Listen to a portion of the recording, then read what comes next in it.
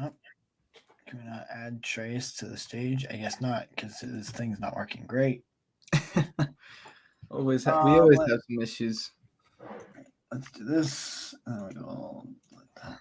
Alrighty. Well, while we wait for Shreyas and to fix his camera and we wait for Ali to join, we might as well start.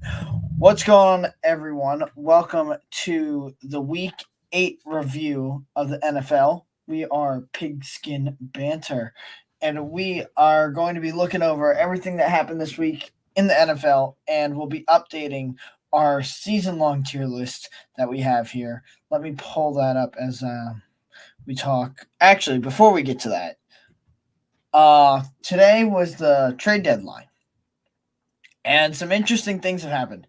Now, one of the things I said on the show a couple weeks ago was I mentioned when we get to trade deadline time, do you think that there's going to be a team that might trade for Josh Dobbs if their quarterback went down or they felt like they could do something with their quarterback? And we saw the Vikings do just that. So Josh Dobbs has earned a spot on the Vikings. A weird move to follow up, though, was they traded away like their best guard in doing so. So Yeah, Rick Cleveland. I mean, I'm not gonna act like I know the, intricacies of Minnesota, and their offensive line, but from everything I've read and the way everyone was talking about him, it's like it didn't really make much sense if maybe it was a salary cap shredding move. I haven't had much time to look into things, but Jaguars, for everyone seems to like the move for them. Yeah, it seems like they made a good choice there. They didn't have to give up much of anything, and I'm sure Trevor Lawrence will be happy with any extra bit of protection they can get him. Oh, for sure. Some other interesting things to come out of the trade deadline. Rasul Douglas moves and heads, I believe, to the Bills, right? Yep, to Buffalo for a 3rd round pick, I believe. Yes. Oh wow.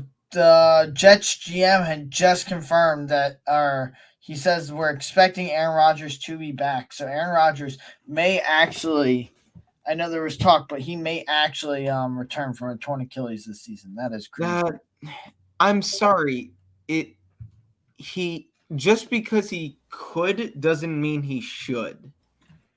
Like, if you want to discuss and debate and get political about vaccines, like Rodgers has shown that he's unafraid of doing in the past, that's one thing. If you're hesitant about a new vaccine, you're not sure about whatever the case was for Rodgers and his hesitancy with it. But we all know what happens with Achilles. There's no unknown here. We know the surgery to repair it. We know how long it takes to recover, and we know how guys look coming back off of it. My dad ruptured his Achilles. It took him a very long time to get both physically and psychologically back to the point where he could go out and play sports and everything. And I understand Rodgers is younger than my dad, but you don't just come back after 5-6 months after you mess up your Achilles like that. Like he's gonna take one hit and he's gonna fucking snap. Right. And so to me, I think Rodgers every offseason at this point will question if he's going to play again. And I think part of it may be that he's not even sure if he wants to play again next year. So he might just want to end the year playing instead of having his career end on an injury. That being said, I don't think it's the right decision. I mean, I am impressed that he's already putting weight on and everything. But there's a difference between casually walking around or, just throwing on air, no pads and everything, and actually having a 6'4", 320-pound guy bearing down on you, and you have to move quickly. You have to make a sharp cut. You have to brace to withstand that. It's just different. And I don't think any doctor in their right mind would clear him for that. That's fair. Yeah, it'll be interesting to see. It's probably going to be ugly, although ugly is kind of how the Jets have been the last couple weeks, and even their win against the Eagles was ugly, and then their win against the Giants is ugly.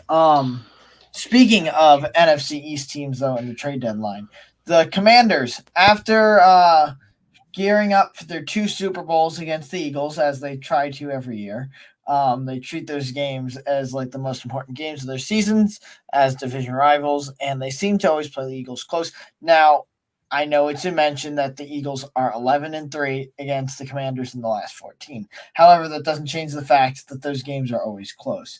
Point being, they've now moved on from both Sweat and Young. They traded both those guys out for picks. Young going to the 49ers to join Bosa over there.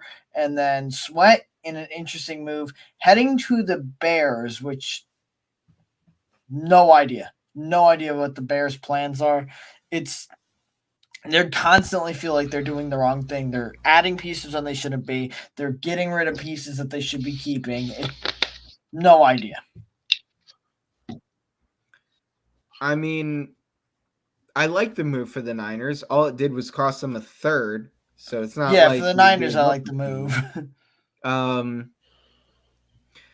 mean, Nick Bosa he's only got like 4 sacks so far this year. The pass rush has not been there the past few weeks. The defense, for all of Purdy and the offense's faults, defense hasn't exactly been lighting it up in this losing streak. Young has been playing quite well this year. I don't think at any point of his career he's lived up to what he was expected to be coming out.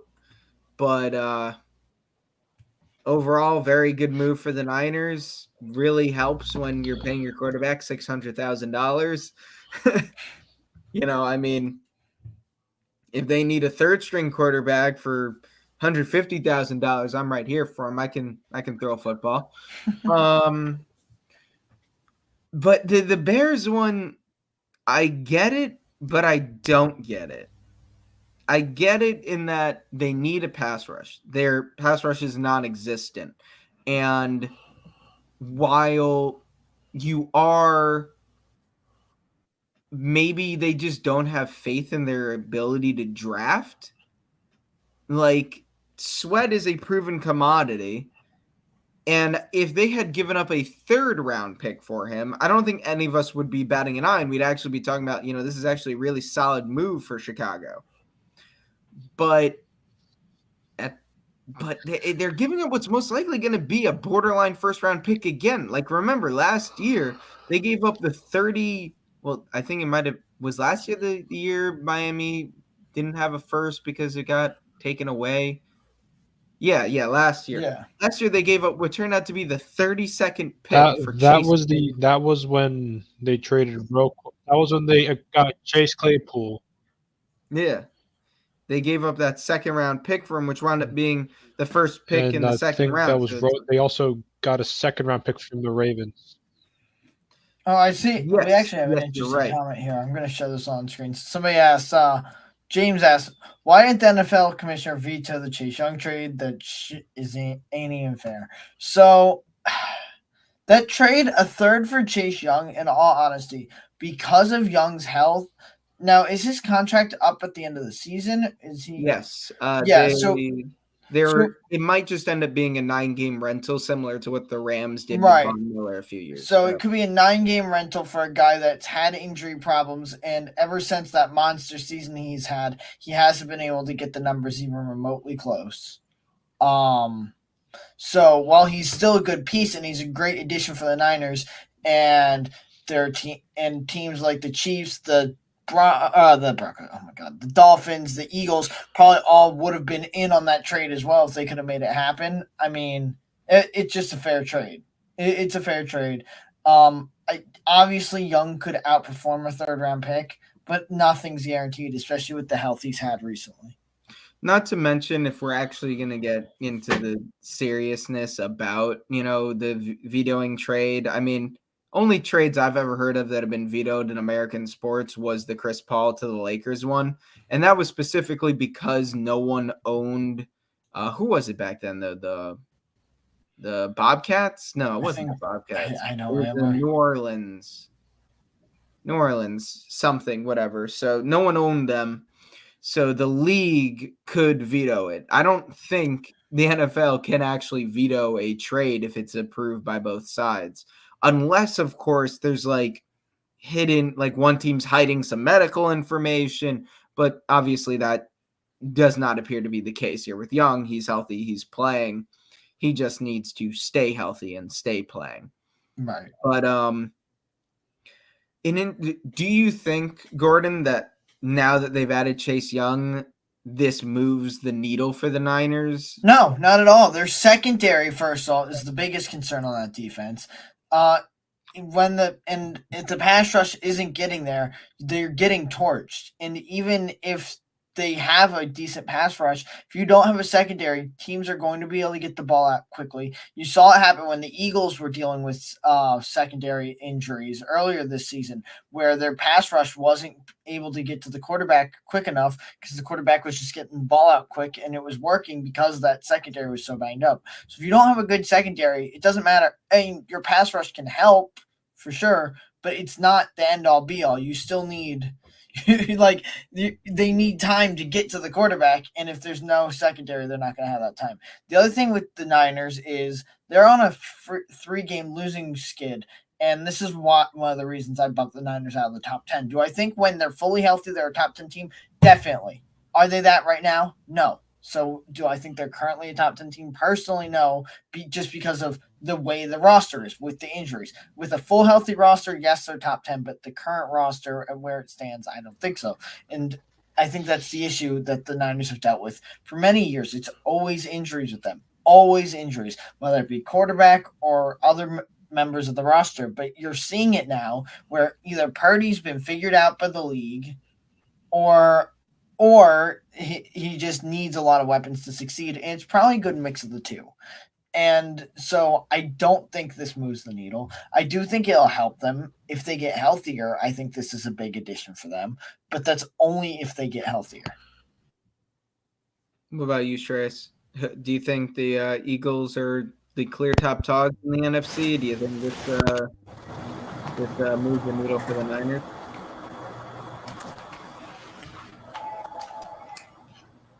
I think we're losing Shreyas here. I mean, I agree with you. I don't think I did not drop the Niners out of my top 10, but I agree that they just clearly aren't the same team without, in particular, Trent Williams. I mean, that team went 3-0 with McCaffrey and Ayuk and Kittle last year without Debo. But Trent Williams not being there, this Niners offensive line is not some top flight unit without Trent Williams. And even with Trent Williams, I think overall they're just an average unit. He just is locking down the blind side and is, when it comes to offensive linemen, I think most people would agree the left tackle is the most important piece on the offensive line. Right. So having the best left tackle in football certainly helps. I still think San Francisco is a top 10. We're losing you, Shreyas. Right now, you're just a floating head sitting next to a Also, Jess asked for Shreyas' opinion like 2 solid minutes ago. Ali, now that you're joining us, do you think this Chase Young trade? Do I think what? Do you think the Chase Young trade for the Niners moves the needle for them, or do you think this is something that it'll be good for them, but it doesn't really change much for them? Yeah, I mean, their defensive line wasn't the problem. I don't know if you guys already said this because, I just got on, but their defensive line wasn't the problem in the first place. They were still getting to the quarterback with just 4. Javon Hargrave, Bosa, obviously, Armstead, all those guys are all pro bowlers, so Chase Young, I mean, he doesn't hurt, obviously, but at the same time, he's not going to – the 49ers have a Brock Purdy problem, not a defensive line problem. Well, the defense hasn't exactly – what we did say is that the defense during this 3-game losing streak hasn't exactly been playing lights out. They haven't really gotten home as much as I think they want to. And as Gordon pointed out, their secondary is their biggest weakness. Yeah, that's why I think a trade for that guy from Chicago, that corner, he would have helped them a lot more. Right, yeah. Everyone thought that they were Chicago, if they were going to be selling, that the Niners would be one of the teams interested in Johnson. I think the Bills were also one of the top teams listed. Eagles were for sure. I know how he was working the Pittsburgh phones. Apparently made a heavy push to bring in the guy, but Chicago wasn't willing to sell in the end. Right. There's certain which again, very interesting from the Bears. Right. Like they're willing to give up a 2nd-round pick for Sweat, but this guy who they gave permission to seek a trade, they couldn't. Yeah, I don't understand Chicago. I don't. Dude, they are never winning anything until they fire everybody that is even remotely related to everybody in the current front office. They need a fire sale of that front office, not just the team. Yeah. It is. I feel bad for Bears fans. Anybody that is involved with the Bears, maybe even the fans at this point, you need to change everything. Change out the fans, the owners, the GM, the play, everything. If you have any relationship to the Bears, the Bears will be screwed. if The they're not. issue for me personally is that it's like they have no direction. Yeah, exactly. Are they rebuilding or are they not? They've never Exactly, had a like, direction. It was the same thing under Trubisky. It's Trubisky made the Pro Bowl. Don't hate on my boy. He also won the MVP. like they're willing to give up a second round pick that once again has a genuine shot at being the first pick in the second round. I'm pretty sure it is at least finishing top 3. Mm-hmm. Like Carolina, Arizona, but Arizona is bringing back Kyler, who might just be able to get them a win or two just because he's, let's be real, for as impressive as Joshua Dobbs was, Kyler is significantly better. So As long as he's watching film. Yeah, so as far as I know, it's not double XP weekend right now. So Oh my God, I will say one of the funniest things I saw was somebody saying, so how many weeks do you think it'll be before Kyler Murray's caught up on everything that's happened so far this season? And I found that extremely fucking funny. did you see, like, when that contract about the film thing came out, someone actually did a deep dive thing or whatever of when exactly in the second half of the season he starts playing really badly, and it for like two of the years it fit perfectly in with Call of Duty's double XP weekends. Right. No, dude, this is a real thing. I mean, I know our routine is for NFL, but Ali and I are both hockey fans. And one thing that happened a few years ago, there's this guy by the name Patrick Laine, who is one of the, when he's on, he's a great goal scorer, but he is one of the streakiest guys you will ever see. And one of the big reasons he had such a long hiatus without a goal was because he got obsessed with Fortnite. He literally got addicted to Fortnite, and it became a massive problem. These video games, man, they're, as much as people want to blame video game violence for all these horrible things, I don't think that's what we need to be blaming video games for. The only thing we need to blame video games for is our athletes not performing to their standard. I heard like there are some states that are suing Meta for being too addictive or something like that. Oh my God. I don't know. That's crazy. Alrighty, boys. Well, with the trade deadline talk out of the way, let us move over to our tier maker. And I think we're gonna need a massive shakeup this week because some things have happened.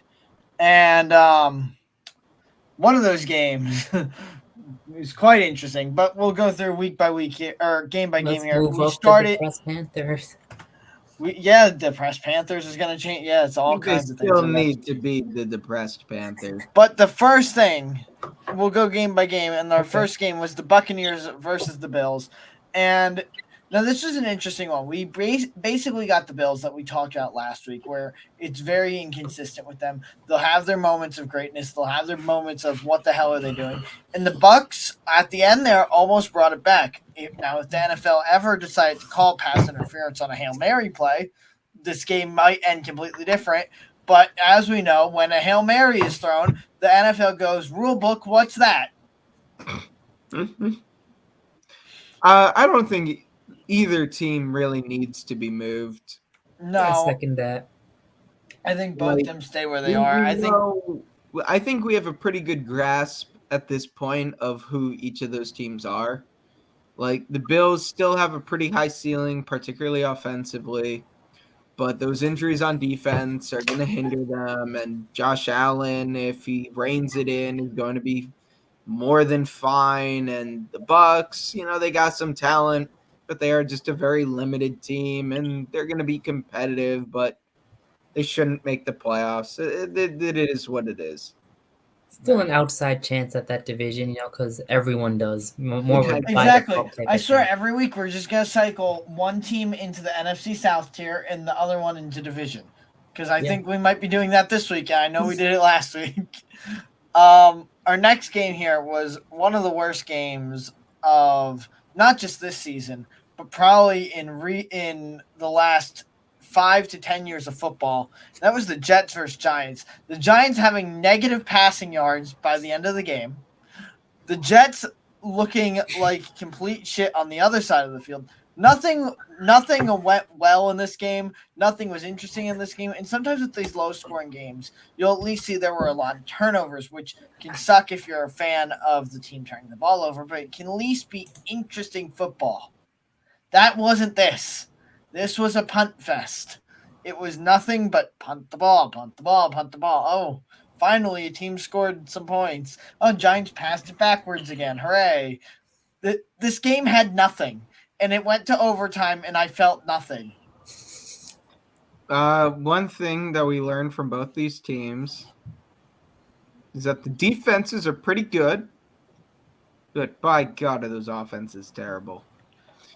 The only reason the Jets even had a chance in this game was because one play, the Giants forgot how to tackle again. But you could also then make the case that it was just harder to tackle in general because it was a torrential downpour. Not only was it a downpour, it was a downpour in MetLife. Yeah, it was raining the entire game. And then, it was just bad. It was bad. See, Tyrod. My thing is, I got a question for my homie Jess over there. So I always consider good defense to be, sacks, turnovers, splash plays. Did that really? I didn't watch this game, admittedly. Did that really happen, or is this more of a case of just bad offense? Because honestly, the Giants' defense. Obviously, I'm biased, but the Giants' defense to me was the more impressive unit. Now that was also because the Jets were still trying to throw the ball, so it's not like they had real time. It's not like the Jets' defense really had much of an opportunity to get pressure on the quarterback. I mean, the Giants handed the ball off over 40 times, and I think like 36 of them went to Saquon. So in terms of like sacks and everything, Dexter Lawrence had the most pressures by an interior defensive lineman in 20 years, according to PFF, with 15 pressures by himself. Kayvon Thibodeau came in and had 3 sacks and forced a fumble on like the first drive of the game. So both defenses played well. The difference was, one, there was a bogus offsides call at the very, very end on Kayvon Thibodeau when, if you rewatch it back, he actually just happened to get off the line the second the ball moved. Human error. I'm pissed about it, but it's understandable. But it was not understandable was Brian Daboll having a Joe Judge level bad coaching game. The Giants would be 4-4 and squarely in the playoff hunt if we had gotten 2 more yards this season. 1 more yard against the Bills and 1 more yard against the Jets. But in the pouring rain with a kicker that apparently needs surgery on his kicking knee, he decided, after he had already missed a field goal earlier, to go for the field goal to ice the game instead of giving it to Saquon for 1 yard. That was the game right there. And then all of a sudden, Zach Wilson turned into Aaron Rodgers, and just 2 plays later, they got an extra timeout because of that incorrect penalty, and they're kicking a field goal. The defense didn't let us down, but by God, did Brian Daboll. I'm not calling for him to be fired like some Giants fans are, but it was a terrible coaching day, I would say, from both teams, but in particular with Brian Daboll. I think once again we don't have to touch where either of these teams rank. Yeah, definitely. My one thing is, and this actually came from our boy Blue Dragon who texted me this, so shout out to Blue Dragon. But if Daboll doesn't trust Tommy DeVito, that's my bad, Tommy DeVito to throw the ball, why is he on the roster? Because they didn't. Because I think we had signed Carson Wentz to the practice squad, chose not to elevate him, and then we just actually signed Matt Barkley to the practice squad as well. And I think they really were just hoping that they didn't have to go to Tommy DeVito. But when they ended up having to, they knew he was just completely unprepared for the situation. which is why we just Well, I ran mean, the he's ball. a backup quarterback going into the week, right? It's not like he was like the third or fourth quarterback going in. Yeah, He was the well, that number was the 2. He issue. should have been prepared, right? The Giants coaching staff this year has just like last year, I think it was pretty much a consensus that the Giants somehow put together one of the better coaching staffs in the NFL with what they were able to do with the talent they had on that roster, albeit against a much weaker schedule, but still, was very impressive. And now it feels like every week there's just something going wrong with this coaching staff. And I don't know what it is. From clearly having a guy on the roster that was not prepared in the slightest to keeping guys in despite the insane chance of injury and the game already being over to allowing an injured player to just keep playing with the injury. Now all of a sudden Darren Waller's out. It was just, I don't know. Right. I'm never going to root for the Giants to lose, but I also just don't see a winnable game left on the schedule with how things look right now. Fair. I wanted to start off by saying that I kind of got distracted while you were talking because Shreyas was like twerking down there in the bottom camera. In case you didn't notice, I don't know what he was doing over there. On my phone because my laptop decided to just not work. Well, at least we can see you here and see you now, Shreyas. Maybe try, sitting in one spot. But kind of hard to when your phone's about to die. I mean, well, moving from my team to your team, Ali. What are your thoughts on the Jags Steelers game? I mean, it was kind of exactly what you'd expect. Like, I wasn't expecting the Steelers to win this game. I mean, obviously, I picked them to win because I'm biased. But if I was looking at it from an objective standpoint, the Jaguars are the better team, and they showed that they were the better team. The Steelers, they hung right in there right until the end. So I'm not really like pissed off about their performance. There was one huge bad refereeing call at the end of the first half. And Steelers fans and Deontay Johnson himself were pointing to that, saying the refereeing was bad. They cost us the game. I don't think the refs cost the Steelers the game. I think Mitch Trubisky cost the Steelers the game when he came in and threw those 2 interceptions. Because as poor as Kenny Pickett has been, he hasn't been turning over the ball. And the defense, the Steelers have a recipe to win games this season. It's just hang around for the first 3 quarters, and then in the fourth quarter, miraculously have the offense do something. That game plan was executed perfectly in this previous game. Steelers hung around. It was only a 1-score game right until Mitch Trubisky threw that second interception. And there's no doubt in my mind that if Kenny Pickett was still in that game, the Steelers still would have lost, but it wouldn't have been a 20-10 game, probably more of a 17-14 type of thing, whatever it was. More of a closer game, but, I still think the Steelers, if you look at the rest of their schedule, every game left on that schedule is either a divisional game or an easy out-of-division game. So I would, have the Steelers, right, I want to say win, run the table, but they should be able to rack off, enough to get them a playoff spot, a wild card spot. Right. So, I mean, they should be favored in a lot of their, except for at Seattle. But other than that, if I recall, then the Steelers, I think I would keep them in wild card. Yeah, I would keep them in wild card for now. Yeah, so they currently sit in a wild card spot right now, and all you have to hope for with the Steelers is that they don't turn into the Steelers, which is late in the season. Oh, look, a team we should beat. Let's play down to competition. As long as they can avoid that this season, I think they're going to be fine. There's going to be a lot of teams in the AFC that are going to be fighting for that playoff spot, but the Steelers do currently have the lead, and catching teams and passing teams is more difficult than people realize. It can just take a couple. Sometimes all it takes is 1 week and the playoffs completely change. But as we get further and further into the season, as teams still need to make up games, it gets harder and harder to do so.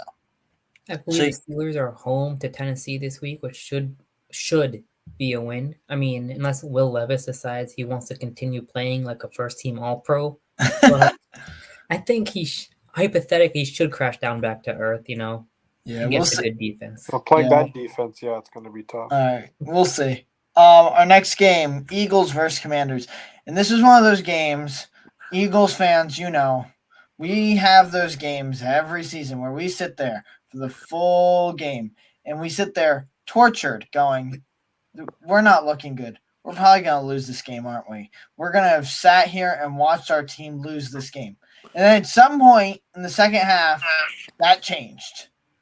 And the Reed Blankenship interception after Blankenship had a horrible game up to that point changed a lot. The Eagles fumbled twice in the red zone, one being them giving it to Gainwell instead of Swift when you are about to get in the end zone because we have to give it to Gainwell, which then led Gainwell to go on his phone and respond to a fan's DMs during halftime. And yet we're not going to punish Kenny. No. We're just going to keep rewarding him. And then a bad snap by Kelsey. The replay has never really went live on the broadcast of exactly what happened, but from people in the stadium, the talk has been it was a bad snap that it might not have even ended up in Hurts's hands to begin with when that fumbled on the tush push. It's kind of unclear what exactly happened there, but it sounds, at least from people that were at the game that saw on the big screen, they said it was a bad snap that didn't end up in Hurts's hands. So that's what I heard. But after the Blankenship interception, the Eagles went, okay, we're putting this game away. And A.J. Brown has another fantastic game. He's at a point where he should be in the MVP conversation if he's not. He's playing that well for them right now. He beat Calvin Johnson's consecutive 125-yard game record. He's doing things that no wide receiver's done, and it's impressive. The team scored and for anybody saying, well, now it's just all A.J. Brown, it's about A.J. Brown get the ball, only A.J. Brown. The team's 4 different players scored a touchdown for the Eagles on Sunday. Julio Jones caught a touchdown pass on Sunday for the Eagles. So it's not just the A.J. show. Like, he's putting up better stats than everybody else, but they are still spreading the ball around. I am still not 100% thrilled with the play calling in the red zone. It was better this week, except for the Gainwell call. The Gainwell call was horrible, but it was better. Again, they did look better. Things can still improve, and the Commanders always play them tight. And now look, the Commanders, as soon as they're done playing both the 2 Eagles games, they're like, okay, we don't need our team, ship them off. We played, we did what we needed to do this season. We played the Eagles hard. So it was always a tough game, but they came out, they put up 38 points. The second to last, or the last Commanders touchdown was garbage time touchdown. Eagles didn't care at that point. They were up 2 scores and gave the Commanders the ball back. It really didn't matter. So while it ended up being a 1-score game, the game was over once the Eagles went up 2 scores late. So they kind of did what they have been doing this year of shitting the bed in the first half, making you go, what is wrong with this team? And then in the second half going, oh, okay, that's the Eagles. There they are. So just kind of standard Eagles for this season. And so Eagles fans, we will continue to have heart attacks in the first half. We will continue to sit there going, oh, dear God, this is one of those games we lose. And then we will walk away with a win and find reasons to bitch because for over a half, if not 3/4 of the game, we looked like ass. And then everybody goes, yeah, but look at your record. You can't complain. And it's like, you didn't watch this. You don't know the pain we felt for years when these winnable games were just torture that we did lose. So I think it's kind of getting over that old PTSD and trying to enjoy these wins. But there's such a high standard in Philly. And so seeing them play not to that standard for like half the game is still disappointing. But hey, 2-0 against the Commanders this season. I'll take it. Win's a win. And yeah, that's pretty much everything for that game. I don't know. I know you got on Jess's nerves, on that chat, but I have my main issue was with how Bilal was talking about the game, like how that game was gonna go. To me, was immensely. It was so predictable. You guys are going to play down your competition. Somehow Washington keeps it close, but you always end up winning. Your talent's going to get you out of it. AJ Brown, it's the Jets. someone's gonna make a play. Quit your whining. You're the number 1 seed in the entire conference. It's fine if you were like, man, the coaching in this game sucks, But I don't want to hear about no Washington curse when you are 11-3 against them in the last 14 games. Listen, they tried to kill our quarterback with their stadium. They tried to kill our quarterback with their stadium. We're You allowed know what an actual curse is? The Broncos versus the Chiefs. If you're a Broncos fan, that was their first win against the Chiefs since the Obama administration. I don't want to hear you guys complaining about no Washington curse. Also, Mahomes' first loss against the Broncos. Don't forget that. Their stadium tried to kill our quarterback. Yeah, That's not a curse. I don't know what is. It's one of the worst stadiums in football. It tries to kill their own fans. Listen, just because they dump shit water on their own MetLife to FedEx, that's an injury bowl waiting to happen. Yeah, guess what? I'm a Giants fan. Our stadium sucks too. Deal with it, Gordon. I don't want to hear you guys complaining. It sucks having to play 2 games every year in the 2 worst stadiums in the league because guess who has to play in one of the worst stadiums for half his games? And then guess what? We got another one at one of the other worst ones. Like, come on, Gordon. Quit whining. This is like no one wants to hear the billionaires whine and complain about how their yacht didn't work this weekend. Oh, please. I forgot that when a team wins, everything that happened in the game before the win goes out the window. I forgot that we get rid of the contact. Stuff to clean up. Wait, no. Jess, shush. No, you shush because I got to get this off my chest. Because everybody talks about how the Eagles look like frauds in these games. They're keeping them close. They're playing too close. They look like frauds. So then the context matters to tear the Eagles down. But then when Eagles fans want to criticize the team with not playing up to their standard, it's, Eagles fans, stop whining. You're the best team. So we're the best team when we're complaining about us not playing to our standard. But then we're also not the best team because we should look at the context and we can't actually say the Eagles are the best team. I'm just saying this is double standard of the media that have always been against the Eagles. Certain people out there saying Jalen Hurts was worse than guys that are not even in the NFL currently. So you want to know why? Because welcome to the top of the pyramid. Everyone tries to tear you down. We were talking all last year about how eventually the fact that the Chiefs' number 1 wide receiver was Juju Smith-Schuster was going to get them. It's what happens all the time when you're on the top. Guess what? You have some stuff that you need to figure out. So does every other team. Cincinnati just apparently figured out every that other team gets to complain about it, so we should too. Every fan base should get to complain about things that aren't being done correctly. How do you think Cowboys fans feel every year? Like, Cowboys fans are different because they brag about shit that they have no right bragging about. Down to the competition, and we're all gonna overreact. That is what it is. That's what being a fan is called. And that's why when you watch these shows on TV or you see these guys on Twitter/X, whatever you want to call it, whatever, guess what? They're going to be overly reactionary just like we are. We're going to react to things as they happen. But guess what? Washington is one of the worst teams, and we knew it. You played down to their level a bit. Again, for some reason, Washington does that to you. It'd be nice if you did that with the Giants one of these times to at least give me some false hope. But guess what? The NFC East is weird. Last year, the Eagles and the Cowboys were relatively close, I'd say. But guess what? The Giants could hang with the Cowboys, but they couldn't with the Eagles. But we could beat up on Washington. But Washington was going to keep it close with you guys, but then get slaughtered by Dallas. And then you guys in Dallas would split it with whoever's starting quarterback was out that week. And guess what? The NFC East, the divisional games, they're weird. I think that goes for a lot of division games. I mean, Chiefs Broncos, we already brought it up, but we'll get to that. Speaking of NFC East, no sense outside of Patrick because Mahomes being we sick. are already 40 minutes into this, and we need to start moving a little quicker.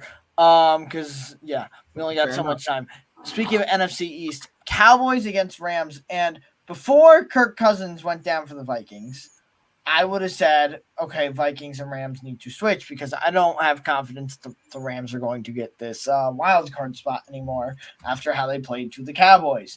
We kind of talked about this last week. Cowboys were coming off a bye, but this did feel like a classic Cowboys trap game where just like the Rams show up and they end up being the Cowboys and they're going, but we were just talking about how good the Cowboys were. What happened?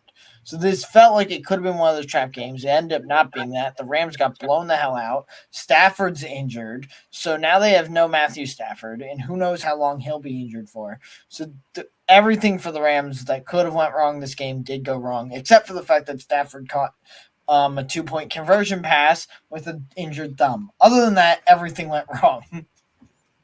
Well, Yeah, I think when you want to critique that division, I think look at how Seattle is playing compared to San Francisco. You could make an argument that San Francisco could be a wild card and Seattle could jump up to the division. As for the Rams, given how the NFC playoff picture as a whole, I still think they're probably going to make the playoffs. As Gordon, you mentioned, Kirk Cousins being out for the year with the torn Achilles, I think really just increased the Rams' chances of making the playoffs to begin with. I mean, unless you want to say NFC South team gets in, which I don't believe is going to happen, I still think the Rams will be a wild card. I mean, they do have Josh Dobbs now. That's who the Vikings traded for. They have Dobbs as a backup quarterback, or as the starter now, so we'll see. Well, as much as Josh Dobbs is my boy, the former Steeler, came in to a couple of important situations, fan favorite. I don't think the Vikings are a playoff team with him at this point. I think honestly, a second NFC South team, as crazy as it sounds, dude, I will shoot myself if 2 of those teams make the playoffs. They might. Hey, come on, don't go that far. That could actually happen. I think that the Saints could find a way into the playoffs with Atlanta winning the division, something along those lines. Actually, it's interesting that you mentioned that because the Vikings' next 5 games are quite interesting, and the 2 are both against the South. They play in Atlanta against the Falcons, then they play against the Saints in Minnesota. They then play against the Broncos in Denver, Bears in Minnesota, then against the Raiders in Las Vegas. Those are 5 winnable games for Dobbs. If Dobbs is going to come in, he gets 5 straight teams that are, what the hell is this team? Are they good? Are they bad? Are they garbage? Are they playoff worthy as a wild card? So he's going to get winnable games for them. Then you got the Bengals, Lions twice, and Packers at the end. So everything could fall apart for the Vikings at the end of the season. But the stretch of 5 games here, if Dobbs can get that chemistry going and things get clicking, they have a chance. I still think they have a chance to take it here. We'll see, though. I mean, the NFC South, we've been saying it, it's just like the top of it is just filled with so much mid. Bucs, Saints, Atlanta, at best, they're all just mid. But mid is still better than bad, in terms of like how you actually perform. So if Stafford's out for some time and the Rams can't get it together and Dobbs, his little Linsanity run, if you even really want to call it that, is over now that he's gone on to Minnesota. That's done. There's a very real chance we get 2 South teams in the NFC playoff bracket.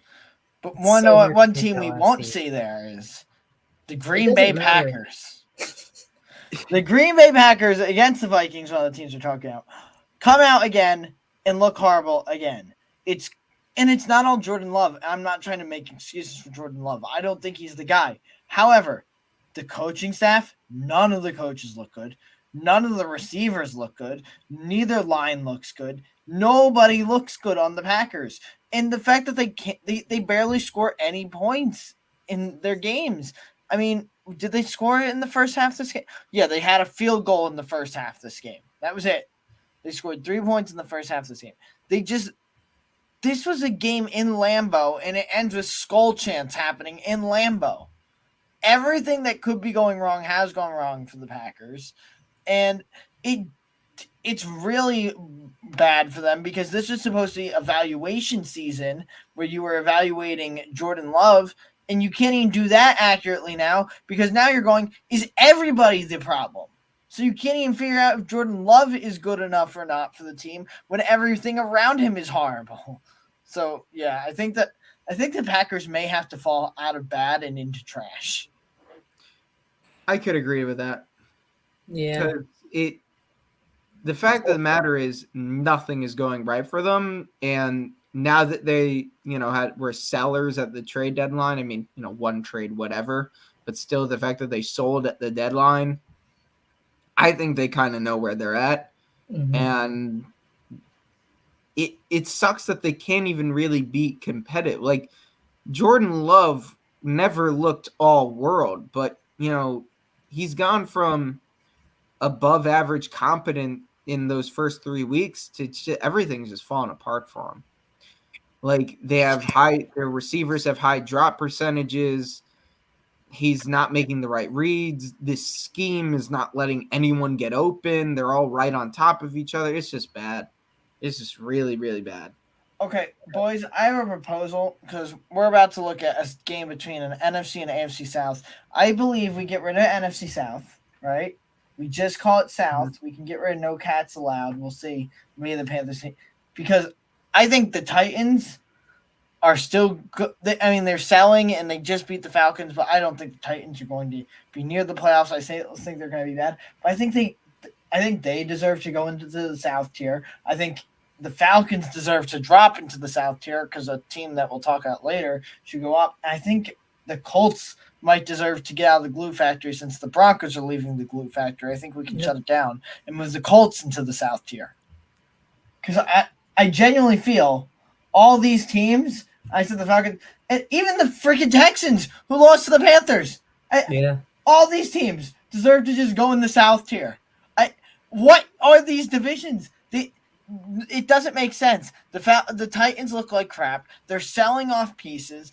And then D-Hop, who's looked horrible all season, Will Levis comes in, and somehow Will Levis has the greatest game for a Titans quarterback in who knows how long. And D-Hop looks like prime D-Hop again. What is happening? That's NFL football. Yep. Do the Panthers winning a game mean that we get to move them back into South, or do they stay in depressed Panthers? That's the real question. I say depressed Panthers because they don't have a first-round pick. Yeah, Fair. But they beat. Yeah, but they won against. Okay, wait. Well, we're saying Houston's going to just. Okay. Wait. It's medicated. There we go. There we go. They got some meds this week. Good for them. They got their meds in a win against the Texans, who I had so much hope for the Texans. I really did this season. And D'Amico looked like he was going to make something out of nothing with that roster.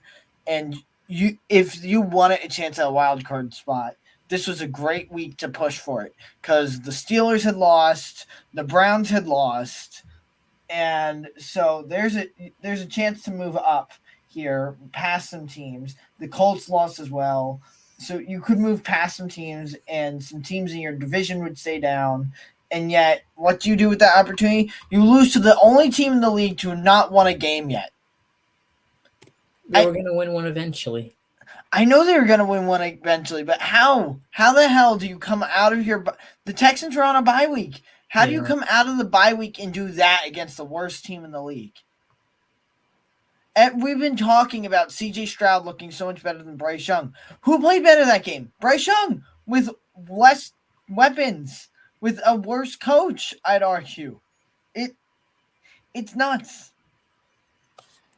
There's one thing that we all know for certain about football, and that any given Sunday, anything can happen, and this league is nonsense and doesn't make sense. That is the only certainty we really have. Yeah. Well, that's because every player in the NFL is good enough to be in the NFL, right? So that means anyone can beat anyone on a given week. Right. That's fair. Let's finish out our South saga here. Saints Colts. This was the Saints defense. The Saints offense looks back, and I don't know if that's because the Colts defense is horrible because they made PJ Walker and the Browns look good, or if the Saints are finally got it together. I don't know if this is the Saints going, we finally figured it out. Just it's the Colts defense. I can't tell which it is. I think the Colts defense might just be bad.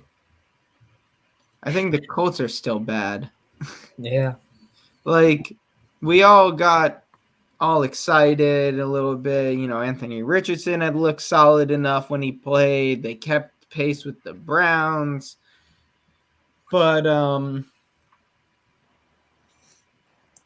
I mean, at the end of the day, it's just not a good roster.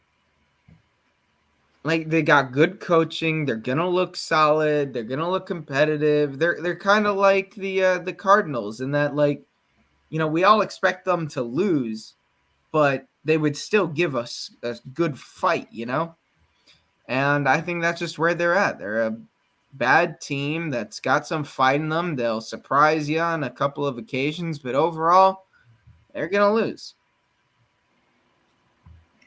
I think the Saints did enough in this game. By the way, Taysom Hill, oh my God, take a bow, sir. You had a great game. Justified all that talk about how you're this weapon and wherever they put you. What a great game by Taysom Hill. I think the Saints, with this win, now continue that carousel that is that division and should be bumped up to division. Well, I mean, they're technically still behind the Falcons. Yeah, but let's be real. Who do you have more faith in, Heineke and the Falcons? If you have more faith in the Falcons, first of all, for anything, I question your sanity. Or the Saints. I think right now, if those teams play head-to-head, the Saints take it. I don't disagree, but I was just informing you of that technicality. I'm telling you, they're both getting in the playoffs. Falcons over the Rams is going to happen. And I'm sad that I kind of agree. I am. All right, let's do it. There we go. Okay.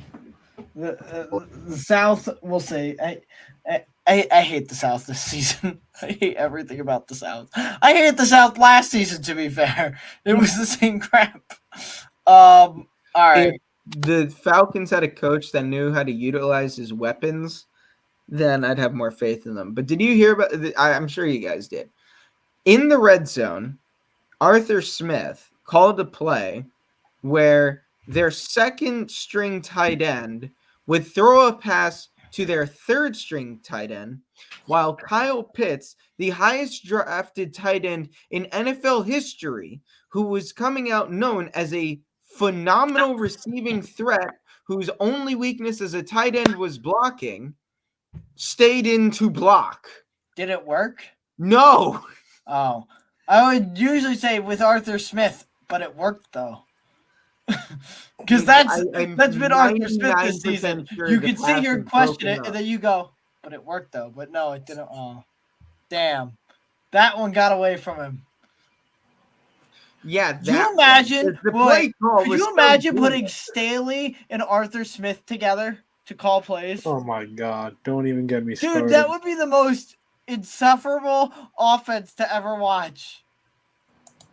And mix the offenses of the Chargers and the Falcons. Speaking of insufferable to watch, the Patriots. Patriots, after their victory last week, crashed back down to earth. The Dolphins bounced back against the Eagles like we all thought they would. Patriots get beat by their division rival, who usually beats them in Miami, even when they have no business doing so. I mean, go back and look at the Miami Miracle with that freaking lateral where they got past Gronk, doesn't have the angle, touchdown, that whole thing. So it was an expected victory. I don't think much interesting came out of this. I think both teams are still who we think they are. Again, I don't think anybody's going to challenge the Dolphins to the division at this point. The Bills still look too inconsistent. The Dolphins don't have a hard enough schedule, I don't think, to knock them out of it.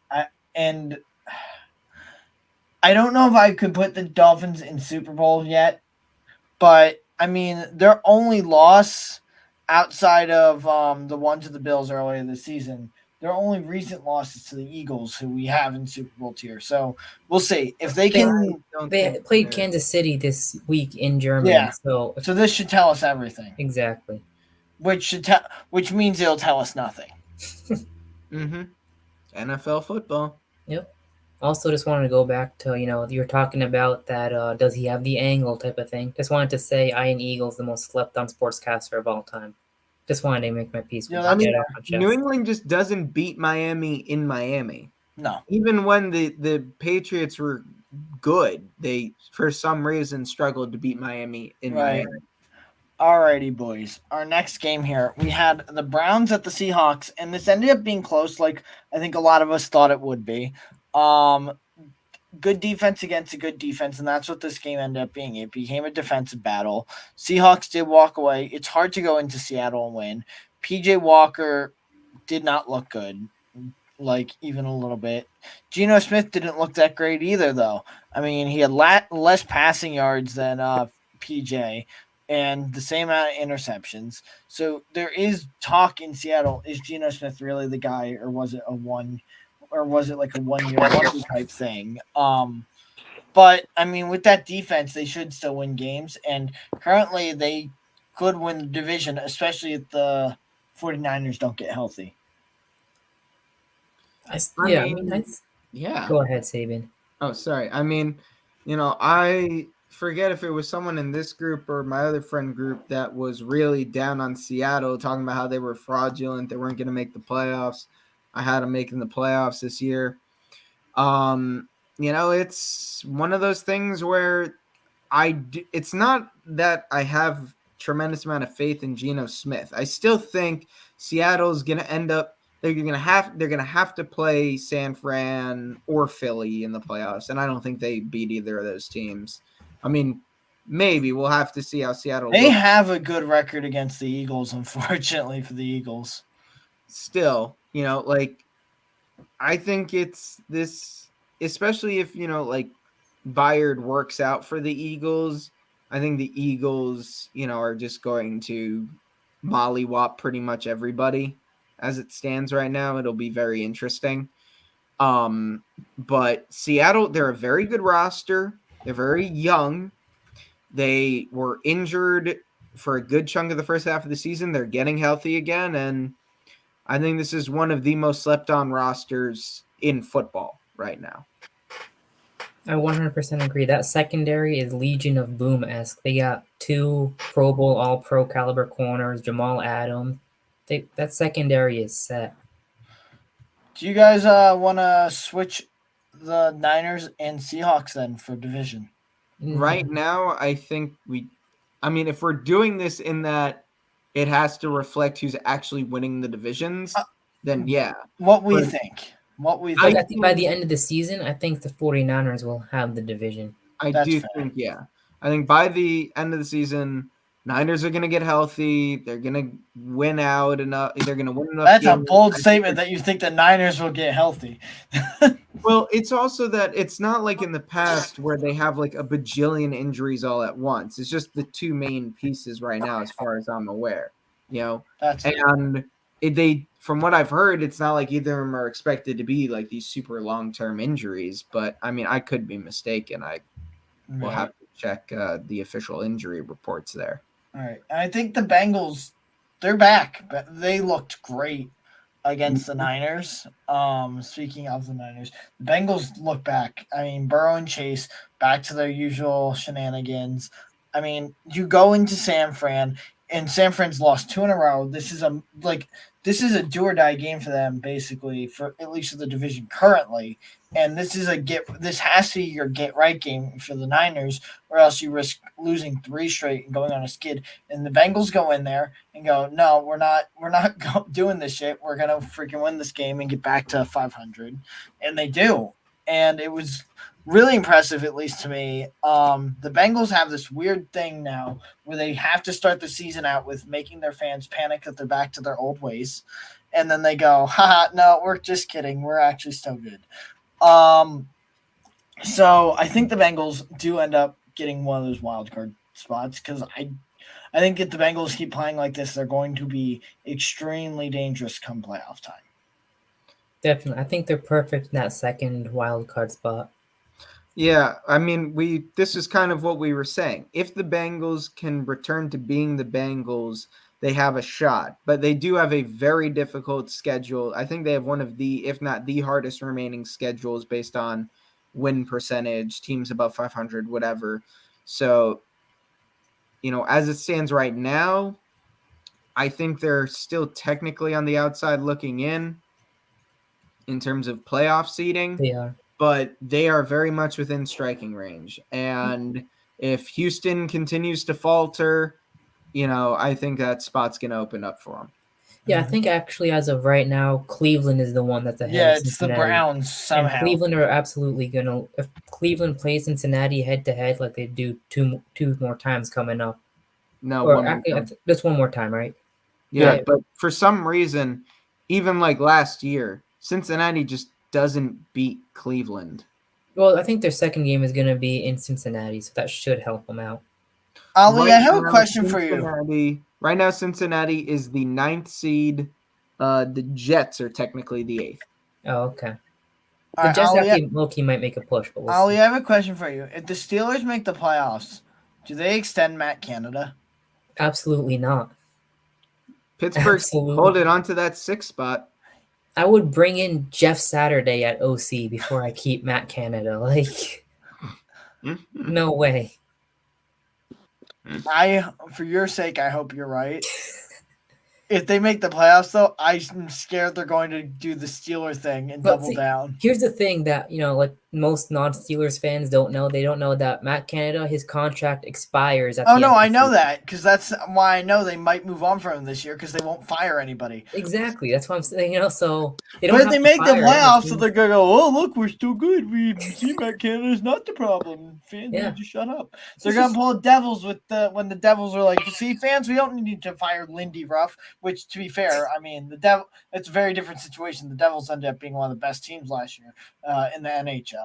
So it is a different situation. But I'm just saying, it would not surprise me at all if the Steelers are like, fans don't know what they're talking about. See, we need the playoffs. Yeah. Steeler way, Matt Canada, 10 more years. That's why Mike Tomlin is going to be here at least through next season. What if Tomlin retires they extend Canada, Tomlin retires, and they promote Canada to head coach? I think you might see like some. Dude, would the city of Pittsburgh still exist? I think honestly they might just like kidnap the guy, tie him up, and throw tomatoes at him in the town square, like medieval times. He's right. All right. We got a couple games left here, boys, and the Chiefs. Everybody talking out. Mahomes has the flu. Could this be Michael Jordan flu game? No, Mahomes is just sick. Broncos snap the curse. Somehow the defense that allowed 70 points against the Dolphins held Mahomes without a touchdown for the first time since I believe 2021, which make sense. Division game, I know, but yeah, it just holy shit! I did not expect this. Hey, that's back-to-back wins for them going into the bye for Denver. So I think I think Denver, honestly, they're gonna do what they did last year, and they're just gonna win a bunch of games now down the stretch, and then they're not gonna make the playoffs, but they're gonna give fans false hope again. Yeah, exactly. They might finish 7-10, something around there, which is still bad, but it's not glue factory anymore. I agree. They move up into bad. Do we think with this loss, this affects the Chiefs' Super Bowl standing at all, or do not at all? No, not in the slightest. That's kind of where I was at. All right, perfect. Look, Mahomes was sick, and it wasn't even like it still feels like they're figuring things out. Now, come playoff time, if they haven't figured things out, that's when the Chiefs and their fans should be concerned. But as it stands right now, if Rashee Rice develops into that guy that they need him to be, at least a number 2, Kelsey stays healthy, they're going to be fine. As long as Mahomes doesn't get another flu, they'll be fine. Speaking of Super Bowl worthy teams, we said this last week that if the Ravens had another game like they did against the Lions, they deserve to move up into Super Bowl tier. They had another good offensive game. Defensively, I don't think it was quite the performance they wanted to have against the Cardinals. But we've said this all season. The Cardinals have been one of those weird teams that have been able to put up points on teams, stay competitive. And what a lot of people don't realize is the Cardinals put up 17 of those points in the fourth quarter. It wasn't like they were staying with them the entire game. It wasn't until late that the Cardinals went, oh, shit, let's get some points. Yeah, I think they got a garbage time touchdown, got the onside, got another garbage time. I think it was the first recovered onside in a couple years, something like that. So it's more of garbage time stuff for Arizona. I think the Ravens are still legitimate contenders. I think we can bump the Ravens up into Super Bowl. I know a couple weeks we had multiple teams up there from both AFC and NFC, so I think. Shreyas, you got any disagreements with moving up the Ravens? Well, my only thing is the experience, but then again, I don't see why not. Because Any of other playoff takeaways, Lamar Shreyas, Jackson? from this game? What was that? Any other takeaways from the game? Obviously I wasn't expecting Lamar to throw for 300 plus and have four total touchdowns, but I mean he played good for the Ravens to win. He made throws and he made the runs when he had to. Defensively, as you said, it wasn't like the Ravens standard, but I mean getting 3 interceptions, and I think they had a fumble, but they didn't recover. But overall, defensively was like I said, not Raven-esque performance, but good enough to hold on and get the win. So, my only takeaway. Fair enough. No, without Josh Dobbs, we move the Cardinals officially down to trash. No, because they're getting Kyler Murray back. Cardinals. Wait, hold on. I say because we had to get rid of Glue Factory, we add a new tier, which is watch film, and we just put the Cardinals in it. Under bad, but above trash. Fair enough. Add row below. Perfect.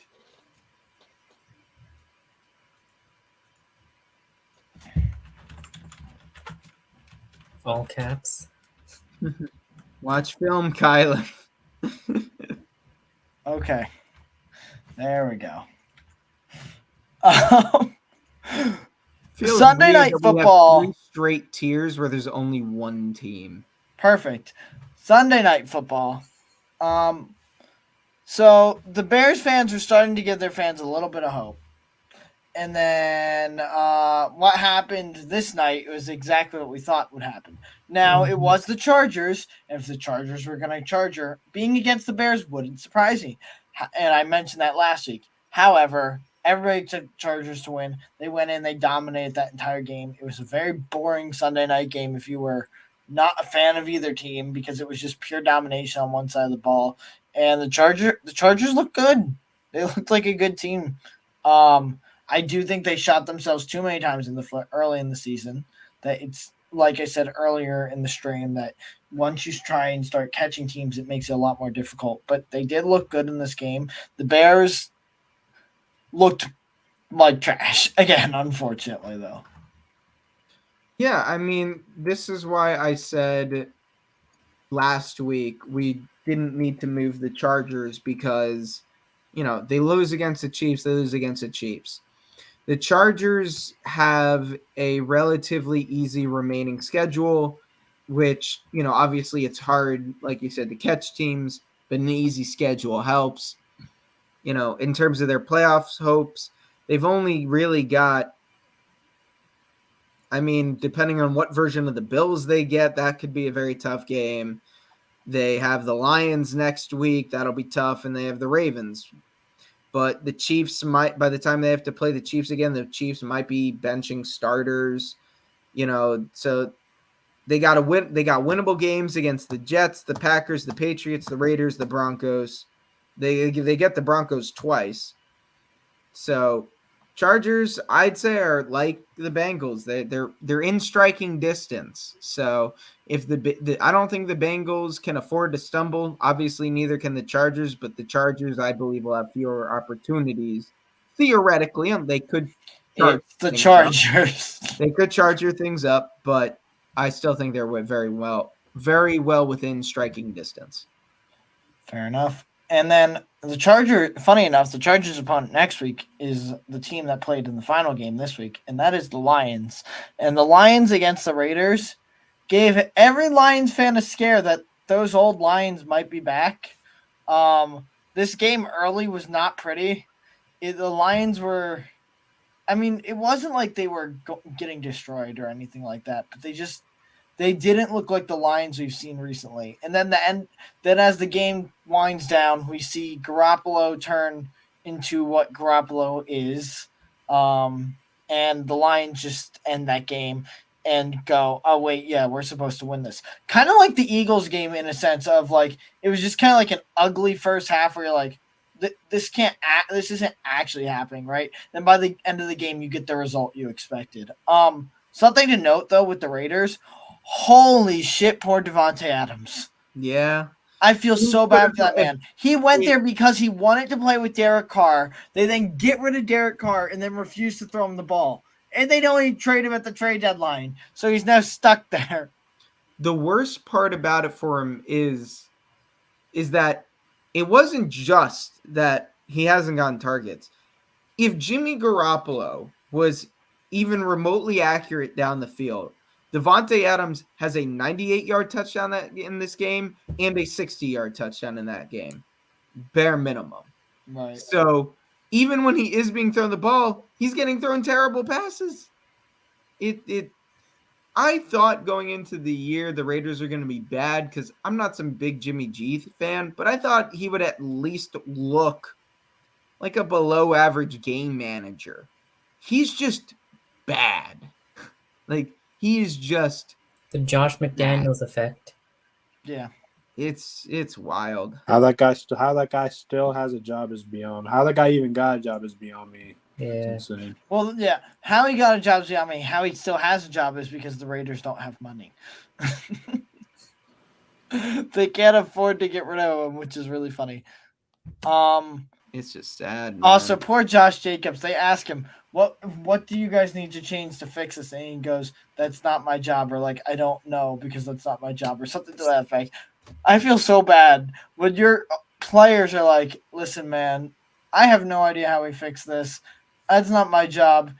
And we all know what they're really saying is the guy whose job it is to fix this has no idea what he's doing. So I have no idea how things are going to get fixed. It's a bad situation there for the Raiders, and well, we can keep them firmly in trash, and we can keep the Lions firmly in division. I think this is a good place to wrap our tier list here and wrap our our review of Week 8 of the NFL. Overall, it was a lot of games that if you can see by your predictions on the bottom, this was a pretty predictable week for NFL football. There were some surprises. Like the games that weren't predictable were massive surprises, which is interesting. Like the Panthers getting their first win, Broncos beating the Chiefs. So that was fun to see. But overall, the week was pretty predictable.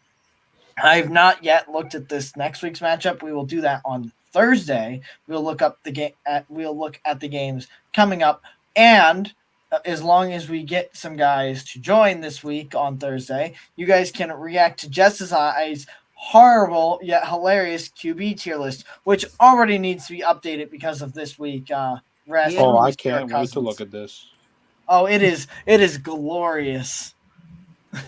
I don't know if you guys saw, man, but I logged into the YouTube and started bashing Jess in the comments. I noticed that. I gotta see that. I didn't see that. No, I don't see the things that are happening live. That's all Gordon. So Gordon didn't say really. I mean, I think you said one thing about Ali commented. I don't even remember what it was. But thanks, Ali. Yeah, anytime, man. Alrighty, everybody. We have been Pigskin Banter, and we will see you on Thursday. Enjoy your day.